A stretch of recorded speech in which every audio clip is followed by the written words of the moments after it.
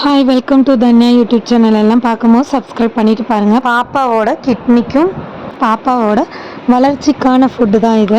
என்னென்னு பார்த்தீங்கன்னா பீன்ஸில் வந்து 4-5 வகை பீன்ஸ் இருக்குது. நான் வந்து இந்த பீன்ஸ் இன்றைக்கி கொடுக்குறேன். இதை நான் நைட்டே ஊற வச்சுட்டேன். மதியத்துக்கு எடுத்து தோலெல்லாம் உரிச்சிட்டு பீன்ஸ் தோலெல்லாம் உரித்து இப்படி எடுத்து வச்சுருக்கேன். இதுதான் இன்றைக்கி கொடுக்க போகிறோம். குக்கரில் தான் எப்பயும் போல் குக்கரில் வச்சு தான் கொடுக்க போகிறோம். கொஞ்சம் வெங்காயம் அதிகமாக எடுத்துக்கிட்டேன். ஏன்னா இது வந்து அவ்வளோ டேஸ்ட் இருக்காது. ஸோ டேஸ்ட்டு கொஞ்சம் கொடுக்குறக்கு வேண்டி வெங்காயம் கொஞ்சம் அதிகமாக எடுத்துக்கிட்டேன். சீரகம், மிளகுத்தூள், மிளகா எடுக்காதனால மிளகுத்தூள், கருவேப்பிலை, பச்சை மிளகாய் எடுத்திருக்கேன், பூண்டு எடுத்திருக்கேன்.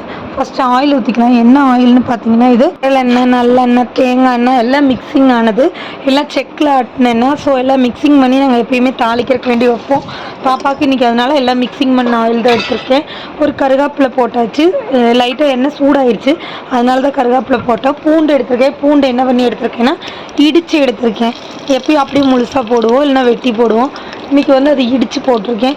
பூண்டோட எசன்ஸ் வந்து அந்த ஆயிலில் இறங்கணும்னு சொல்லிட்டு பூண்டு நல்லா இடித்து போட்டுட்டு வெங்காயம் இன்றைக்கி ஒரு கைப்பிடி வெங்காயம் எடுத்துருக்கேன். நிறையாவே பார்த்தாவே தெரியலனா 5 வெங்காயம் அப்படி தான் போடுவேன். 5 வெங்காயம் அது என்னோடய கணக்கு.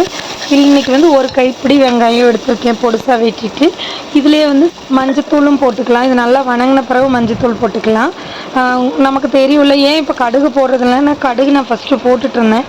அம்மா கடுகு வேண்டாம், கடுகு இப்போதைக்கு போட வேண்டாம் அப்படி சொல்கிறேன். கடுகு நல்லது தான், ஆனால் நான் போடும்போது திடீர்னு கொஞ்சம் எச்சா போட்டுறேன். அதனால் கடுகு போட வேணாம்னு சொல்லிட்டாங்க.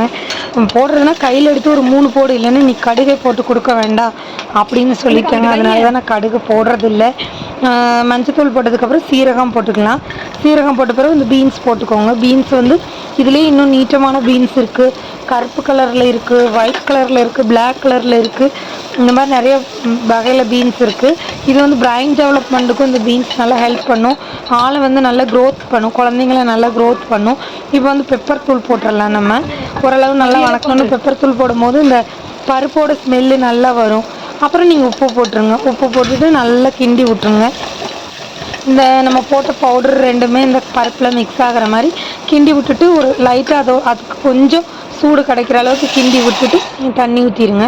நான் ஏன் கஞ்சி தண்ணி கொடுக்குறதில்லன்னு முன்னாடி வீடியோவில் சொல்லியிருந்தேன். ஏன்னா நான் கஞ்சி தண்ணி பாப்பாவுக்கு குடிக்கிறதுக்கு கொடுத்துட்றேன். ஒரு 10 o'clock பாப்பா தூங்கி 11:30க்கு எந்திப்பான். அந்த டைமில் நான் எந்திரிச்சோன்னுமே ஃபஸ்ட்டு கஞ்சி தண்ணி தான் கொடுக்குறேன். அதனால தான் இப்போ கஞ்சி தண்ணி ஊற்றி சமைச்சு கொடுக்குறதில்ல.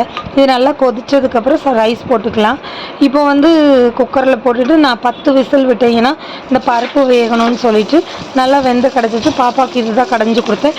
இது கூட நீங்கள் வேணால் பாயில் பண்ண முட்டை போட்டு பாப்பாவுக்கு மிக்சியில் அடிச்சுட்டு நீங்கள் கொடுக்கலாம். அந்த வீடியோ பிடிச்சா மறக்காமல் சப்ஸ்கிரைப் பண்ணிடுங்க. தேங்க்யூ.